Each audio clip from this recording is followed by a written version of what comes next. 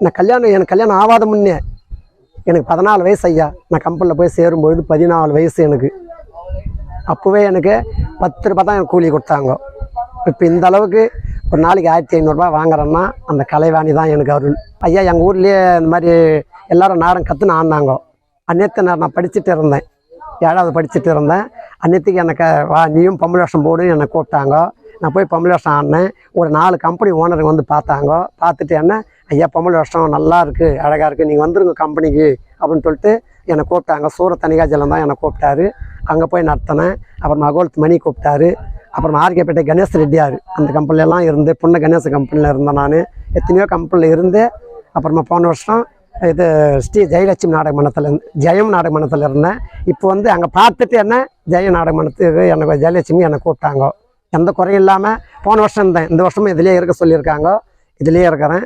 எனக்கு எந்த குறைபாடும் இல்லைங்க ஐயா. பாரதி மோட்டாரில் கிளீர் வேலை செய்திருந்தேன், பஸ்ஸு கவிட்டு இருந்தேன். அப்புறமா என்னுடைய திறமை பார்த்து லைசன்ஸ் எடுத்து நான் கண்டக்டராக இருக்கிறேன். இப்போ கூட கண்டக்டராக தான் இருக்கேன். நாடகம் இல்லாதப்போ நான் டியூட்டிக்கு போயிடுவேன். நாடகம் இருக்க சொல்ல லீவ் போட்டு கூட நான் நாடகத்துறைக்கு வந்துடுவேன் ஐயா. நான் நாடகம் ஆடுறது பஸ்ஸில் வேலை செய்கிறவங்க கண்டக்டருங்களுக்கு அப்புறமா இது மேனேஜருக்கு அப்புறம் ஓனருக்கு எல்லாருக்குமே தெரியும். இப்போ நான் போனால் கூட சரி ஐயா என்னை வந்து நாடகக்காரன் தான் கூப்பிடுவாங்க. கண்டக்டர் தான் அப்படின்னு சொல்லிட்டு எனக்கு கேட்க மாட்டாங்க. நாடகக்காரர் வரலையா டியூட்டிக்கு அப்படின்னு தான் கேட்பாங்க. எந்த குறைபாடும் இல்லை ஐயா. ஆனால் நாடகம் இருக்கும் பொழுது நான் லீவ் போட்டுருவேன். நாடகம் இல்லாதப்போ இந்த ஐப்பசி கார்த்தி மார்கழி இந்த 3 மாதம் நாடகம் இருக்காது. இந்த 3 மாதம் வண்டிக்கு போயிடுவேன். தை மாதத்துலேருந்து வண்டிக்கு நான் போக மாட்டேன்.